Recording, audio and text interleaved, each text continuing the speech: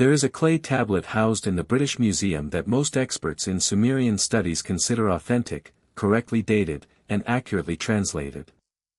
Scholars generally agree on what the text literally says.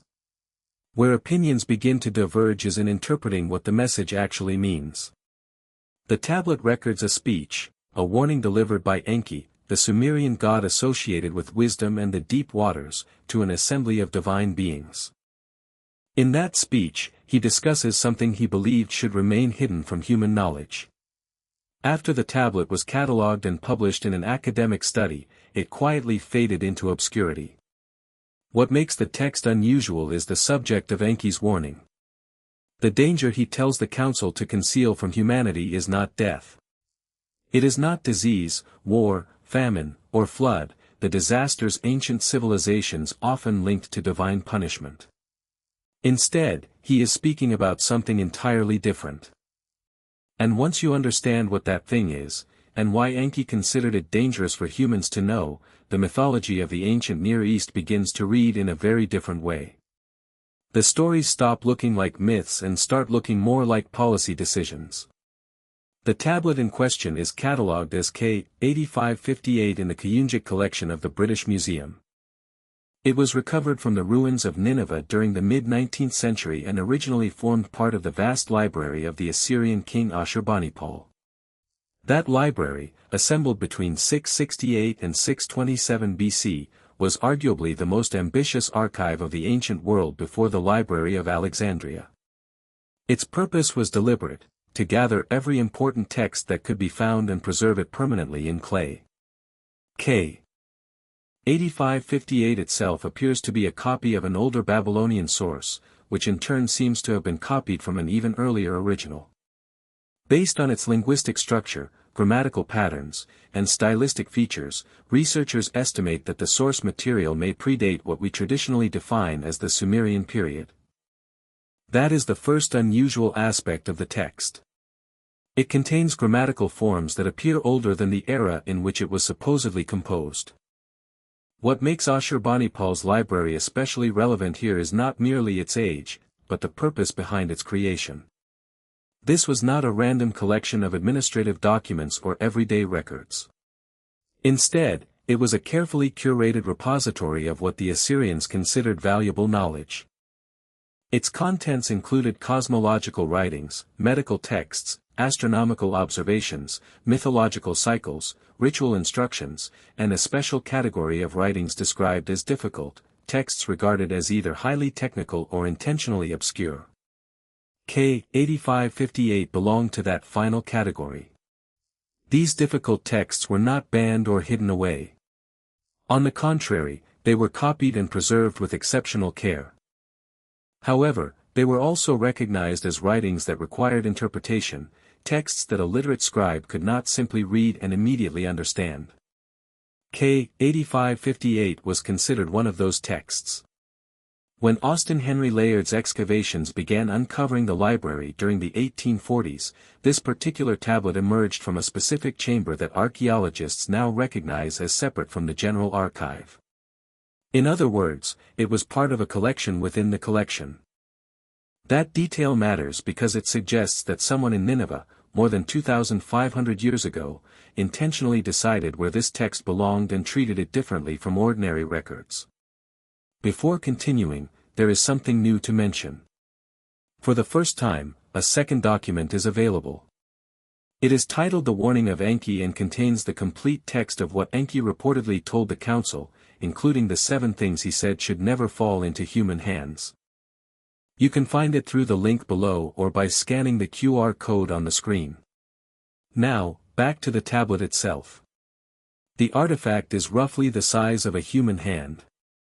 It is made of fired clay and covered in cuneiform writing on both sides.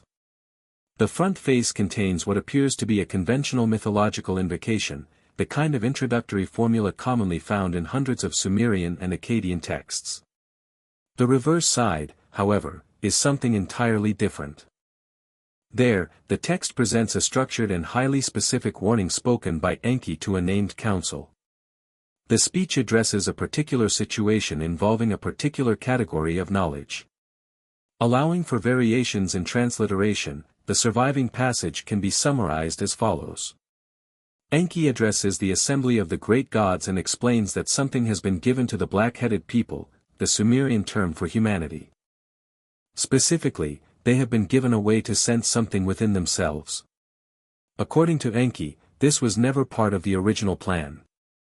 The intention, he says, was for humans to carry out their assigned work without understanding the full depth of what they were carrying. He warns that if humanity ever comes to understand it completely, if they discover the count, the measure, and the first number, then the work will end. And when that happens, what has been built will no longer be able to endure. Enki then instructs the council that knowledge of the first number must never be openly spoken. It must never be written in a form that humans could discover. Instead, it must remain hidden in the older tongue, preserved in the way of the deep waters. Then he names the thing humanity should truly fear. Not death, but remembering. To understand why that matters, some background is necessary. In Sumerian cosmology, memory was not viewed as a simple mental process. The Sumerians had a concept known as the me, often translated as divine laws or foundational attributes of civilization. These included things such as kingship, descent into the underworld, the scribal arts, weaponry, the authority of the gods, and many other essential aspects of existence. The me were believed to be real objects, divine tablets originally held by Enki within the Abzu, his underwater realm, before being distributed among the gods and eventually to humanity. Yet one thing is noticeably absent from the standard lists of the me. The memory of origin. More specifically, the memory of where humanity came from. That omission stands out because, within the same mythological tradition, the gods themselves are defined by their knowledge of origin. They know where they came from. They know what existed before the current order of the world. Humans, by contrast, do not. In the Atrahasis epic, the creation story most closely connected to the themes found in K. 8558, human beings are described as Lulu, primitive workers created to bear the burdens that the lesser gods no longer wish to carry. They were created to work. More importantly, they were created not to know. They were deliberately made without access to the memory of their own origins. According to Enki's speech in K. 8558, this was not an accidental consequence of creation. It was a conscious decision. A policy established by the council and preserved in clay for future generations. The first item named in the speech is described as the count of the fathers. In Sumerian mythology, the fathers is a title commonly associated with the Anunnaki, the great gods who descended from the heavens, established the earliest settlements, and assigned labor to humanity. The count of the fathers therefore refers to their number. How many of them were there? That question is significant because surviving Sumerian and Akkadian texts are remarkably vague whenever they discuss the number of the Anunnaki. The Enuma Elish mentions 300 in the heavens and 300 below. Other sources speak of 600. Still others focus only on the senior council, the 7 gods who decree destinies.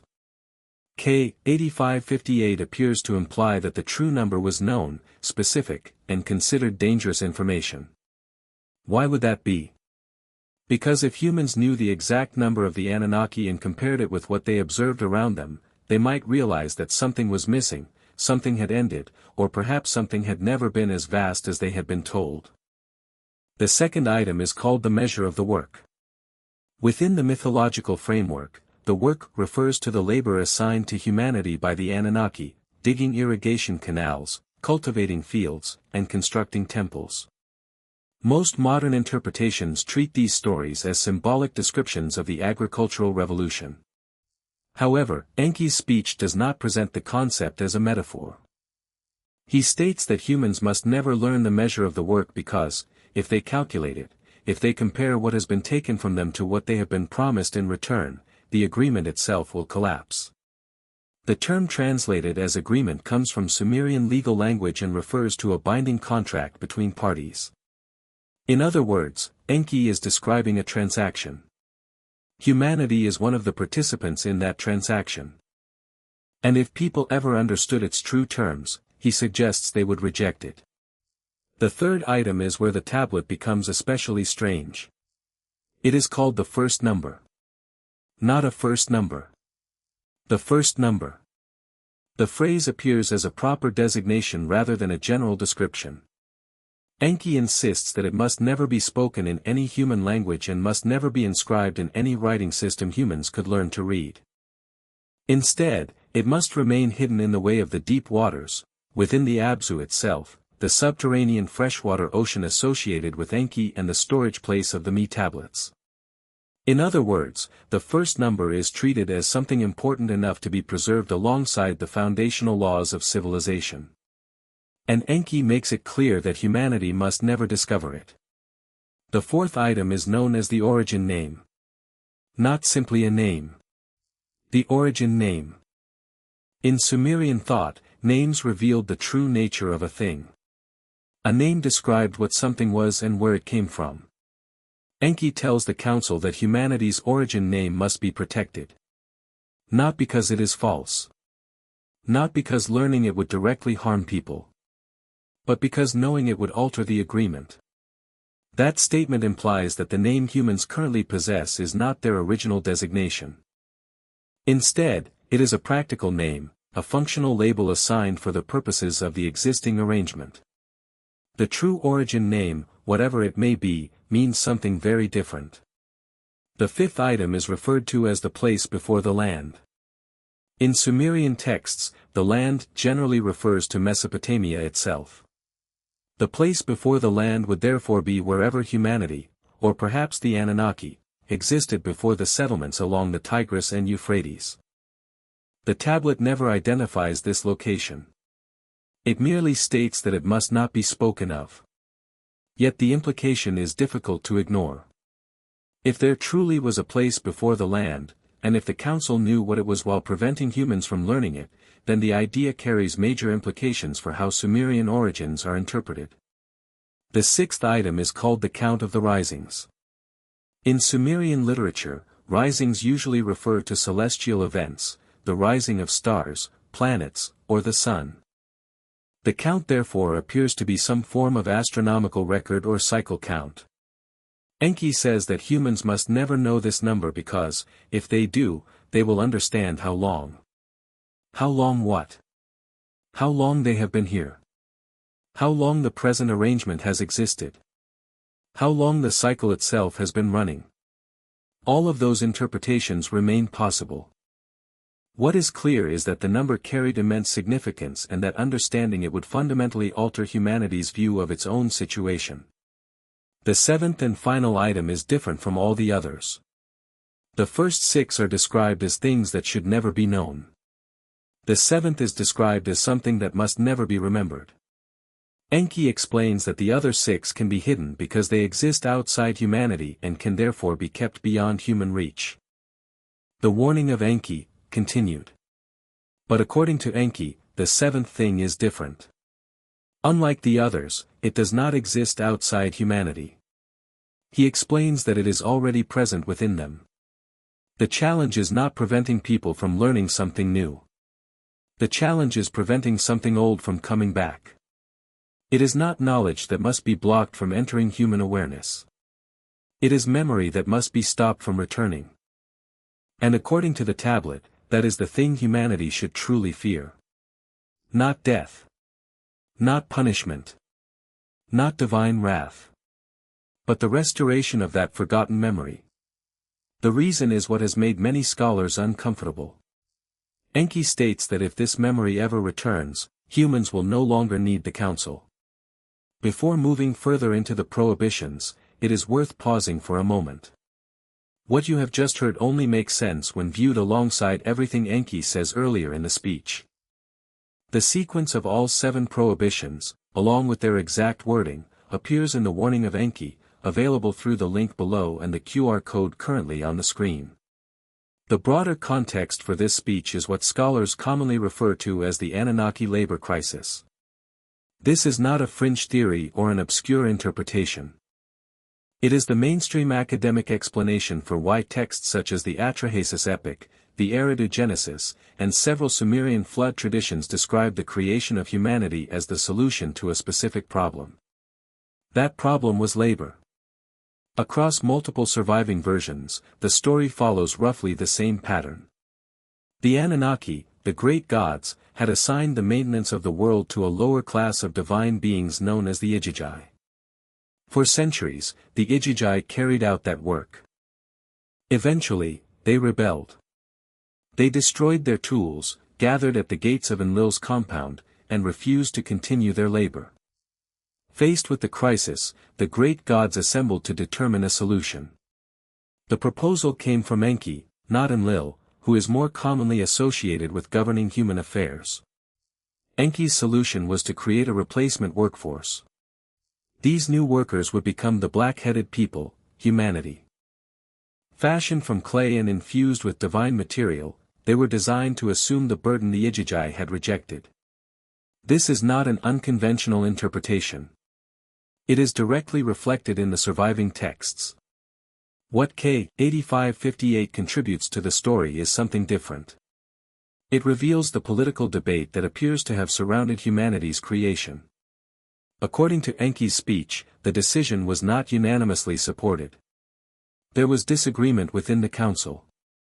The objections were not directed at the idea of creating substitute laborers. Instead, they focused on the method. More specifically, the concern appears to have centered on what the new workers might retain. The Igigi revolt was possible because the Igigi understood their own situation. They knew their history. They knew what had been promised to them. They knew what had been given to them. And, in the language of K. 8558, they knew the count, the measure, and the first number. Their rebellion was possible because they understood the terms of their existence. The council members who objected seemed to have worried that humans could eventually develop the same awareness. Enki's speech serves as his response to that concern. He assures the council that humanity was created without access to that dangerous knowledge. According to him, those truths were never given to humans. Instead, they were secured and hidden within the deep waters. Then comes the most remarkable part of the speech. Enki lists the things that had to be left out. Viewed through this lens, several well-known Sumerian myths begin to look different. Take the descent of Inanna, one of the most extensively studied narratives in Mesopotamian literature. In the story, Inanna passes through the gates of the underworld and, at each gate, surrenders one of her symbols of authority, her crown, earrings, staff, garments, and other attributes of power. Traditionally, scholars have interpreted the narrative as an allegory of death, transformation, and rebirth. However, when read alongside K. 8558, another possibility emerges. The story begins to resemble a description of what happens when divine consciousness enters a lower realm and must leave certain capacities behind. Interestingly, the attributes Inanna relinquishes correspond closely to the categories of knowledge Enki says humanity was never allowed to possess.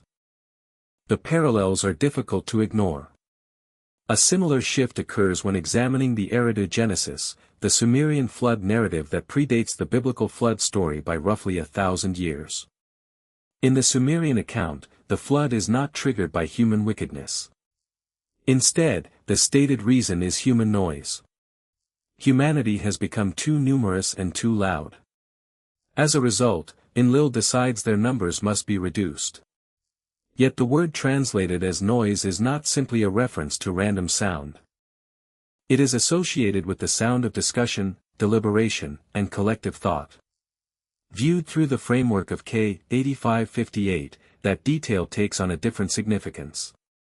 It raises the possibility that large-scale human deliberation was producing something the gods considered dangerous. The history of K. 8558 as a physical artifact is almost as intriguing as the contents themselves.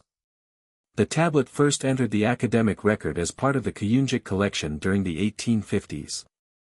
It received its catalog number and was noted in early inventories, but a complete translation of its contents would remain unfinished for many decades. One of the first scholars to recognize its potential importance was George Smith. Smith, a self-taught Assyriologist, became famous in 1872 after discovering the Babylonian flood narrative and creating a sensation throughout Victorian England. Although he identified k. 8558 as significant, he died in 1876 before completing a detailed analysis of the Nineveh texts. The notes he left behind concerning the tablet were never formally published. Instead, they remained preserved within the archives of the British Museum. The next major scholar to engage with k. 8558 was Heinrich Zimmern, a German Assyriologist working in the early 20th century. Zimmern translated several texts belonging to the difficult category and specifically highlighted k. 8558 as unusual. He described it as a council speech that lacked a clear parallel in known Mesopotamian literature. In his view, it may have represented a category of text that had simply failed to survive elsewhere. However, his work was disrupted by the outbreak of the First World War. After the conflict, disputes within German Assyriology concerning translation methods further delayed progress. As a result, the line of research Zimmern had begun was never fully resumed. Like Smith's earlier notes, Zimmern's observations remained largely confined to institutional archives instead of becoming part of the broader published literature. During the mid-20th century, Mesopotamian scholarship increasingly shifted to institutions such as the Oriental Institute at the University of Chicago. The institute produced many of the standard reference works still relied upon today, including the Assyrian Dictionary and numerous critical editions of Sumerian and Akkadian texts. During this period, the Kuyunjik collection, including k. 8558, was reviewed and reassessed. The tablet was mentioned in at least one published bibliography as requiring additional study. However, it was never selected for priority translation. The surviving letters and memoranda from scholars involved in those decisions do not clearly explain why certain texts received immediate attention while others were postponed. The official explanation was a lack of resources. That may well have been true. Nevertheless, k. 8558 appears repeatedly in bibliographic references across roughly 50 years of institutional activity. Each time it is listed as pending. At no point is it listed as complete. The first full working translation to gain wider circulation came from an unexpected source. Rather than an institutional Assyriologist, it was produced by Mauro Biglino, an Italian scholar known primarily for his work translating Hebrew biblical texts for the Vatican. Later in his career, Biglino began publishing his own controversial interpretations of ancient writings. His engagement with Sumerian material was secondary to his Hebrew studies, and many mainstream scholars dispute his conclusions. The criticism is not generally directed at his ability to translate languages. Instead, it concerns the interpretive framework he applies. Biglino treats the Anunnaki as literal extraterrestrial biological beings, a position that lies well outside the academic consensus. As a result, his work on k. 8558 appeared mainly in publications circulating outside peer-reviewed scholarship. This creates an unusual situation. The most complete translation currently available for a genuine British Museum tablet exists within a category of literature that mainstream Assyriology largely ignores. That does not necessarily imply fraud. Nor does it prove a conspiracy. Rather, it illustrates how institutions organize knowledge according to categories and standards that often existed long before particular discoveries were made. If the text is taken at face value, the implications are significant. The model of human origin suggested by the tablet differs from both conventional scientific explanations and traditional religious narratives, yet it diverges from each in a surprisingly similar direction. In the standard evolutionary framework, human consciousness emerged gradually through natural selection acting on increasingly complex brains over immense spans of time. There is no single moment of installation. No deliberate design process. No conscious decision about which capacities should be included and which should be excluded. Traditional religious accounts are different. They describe humanity as the intentional creation of a divine being who grants people specific gifts such as reason, moral awareness, and the ability to distinguish right from wrong. There is a clear moment of creation.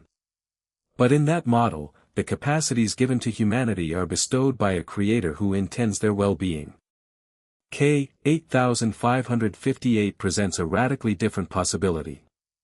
In this account, humanity is deliberately designed, but certain forms of knowledge are intentionally withheld. What is missing is not an oversight. It is policy. And the central concern of Enki's speech is ensuring that what was removed never finds its way back. The warning of Enki, final part. K. 8558 appears to present a third model of human origins. In this version, humanity is not simply the product of natural development, nor is it the result of a completely benevolent act of creation. Instead, humans are deliberately designed, with certain abilities intentionally installed and other abilities intentionally left out. According to the text, the omitted capacities include the memory of origin and an understanding of the terms governing the arrangement under which humanity exists. The implication is important. These forms of knowledge were not withheld because humans lacked the ability to understand them. They were withheld because possessing them would fundamentally alter the relationship between humanity and those who established the arrangement. Interestingly, discussions surrounding K. 8558 often intersect with a separate mystery found in the genetic record. The emergence of anatomically modern Homo sapiens is associated with what scientists describe as a genetic bottleneck, a period during which human genetic diversity appears to have decreased dramatically, suggesting a substantial reduction in population size. Researchers continue to debate both the timing and the causes of this event. What makes the bottleneck particularly interesting is what appears to follow it. Afterward, the archaeological record shows an unusually rapid acceleration in human behavior and culture. Art becomes more sophisticated. Language appears increasingly complex. Social structures grow more elaborate. Symbolic thinking becomes widespread. Many of these developments seem to emerge far more rapidly than the underlying biological changes would typically be expected to produce through natural selection alone. This period is often referred to as the cognitive revolution, and it remains one of the most debated and least fully understood chapters of human prehistory. K. 8558 does not explain that transformation. However, it does seem to describe something conceptually similar. In the language of divine deliberation, the tablet speaks of a moment when something was added to humanity and something else was intentionally withheld. More importantly, it suggests that what was withheld has never truly disappeared. Instead, it remains dormant. Present, but inactive. Waiting. The final section of Enki's speech, located after the list of prohibited knowledge, survives only in a damaged state. Part of the clay tablet is broken away at the lower portion of the reverse side, leaving several lines incomplete or entirely missing. What remains is a concluding instruction directed toward the council. Although fragments are lost, enough survives for scholars to identify the passage as an injunction, a directive from Enki concerning the forbidden knowledge. The instruction focuses especially on the seventh item, the returning memory. According to those who have studied the tablet directly, Enki orders that this memory remain covered. The wording is significant. The term translated as covered is not the usual word for hidden, locked away, or destroyed. Instead, it is the same word used in other Sumerian texts to describe floodwaters covering the land. The image is not one of removal. It is one of submersion. Something still exists beneath the surface but remains inaccessible. That distinction matters. Within Mesopotamian mythology, floods are often portrayed as events that bring one age to an end while establishing the conditions for another. Because of that symbolism, using flood language to describe the treatment of forbidden memory appears to be a deliberate literary choice rather than a coincidence. The knowledge was not erased. It was drowned. And the responsibility for keeping it submerged belonged to Enki, the god of the deep waters. That leads to the question the tablet never fully answers, a question that has lingered over every serious reading of K. 8558 since George Smith first examined it in the 19th century. Was Enki warning the council about something that was genuinely true? Or was he trying to convince them that it was true? The speech itself is structured as reassurance. Enki repeatedly tells the council that the dangerous knowledge is secure. He insists that humans do not possess it. He assures them that the arrangement remains stable. Yet there is a complication. Throughout Mesopotamian mythology, Enki is repeatedly portrayed as the god who gives humans access to things they were never supposed to receive. In the Atrahasis epic, it is Enki who secretly warns Atrahasis about the coming flood. Without that warning, humanity would not survive. Again and again, Enki is depicted as providing knowledge that the council intended to restrict. The texts consistently portray him as having an unusual affection for the black-headed people. Compared to the other gods, he appears unusually sympathetic to humanity. That reputation creates an intriguing ambiguity. Was Enki honestly reporting what he had successfully concealed? Or was he carefully misleading the council in order to protect something he had already shared? The tablet offers no definitive answer. What it does provide is a framework that naturally raises the question. The uncertainty is built directly into the structure of the speech itself. Was Enki warning the council about what humanity might one day remember? Or was he reassuring himself, in front of witnesses, that humanity would never recover it? That remains unresolved. Today, K8558 remains part of the Kuyunjik collection. Its catalog information is publicly available. Researchers can access it. Working translations exist in multiple forms. And the story preserved on its surface remains remarkable. It describes a divine council debating how much humanity should know about its own origins. It describes a decision to restrict certain knowledge. It describes an effort to encode that knowledge in a form humanity was supposedly never meant to access. And then, paradoxically, it records the entire discussion in clay. Viewed one way, it is an extraordinarily sophisticated theological metaphor. Viewed another way, it suggests something far stranger. The mythology surrounding Enki repeatedly returns to the same theme. Whenever the council decides to flood the world, Enki finds a way to warn someone. Whenever access to important knowledge is restricted, Enki seems to discover a path around the restriction. Again and again, he becomes the figure who quietly moves forbidden information from one place to another. Because of that pattern, K8558 leaves readers with a final unresolved question. Is this tablet a record of Enki successfully withholding the seventh knowledge? Or is it evidence that he only appeared to withhold it while secretly doing something entirely different? The tablet never answers. It simply presents the question and leaves it hanging. The document remains available. The text can still be read. And, perhaps most intriguingly, the first number now exists in exactly the form Enki claimed would keep it hidden from humanity. Written down. Preserved in language.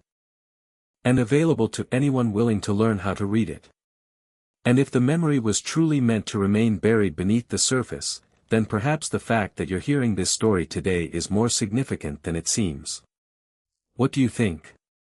Was this ancient warning simply a myth, or was it preserving a message that was never supposed to reach humanity? Share your thoughts in the comments below.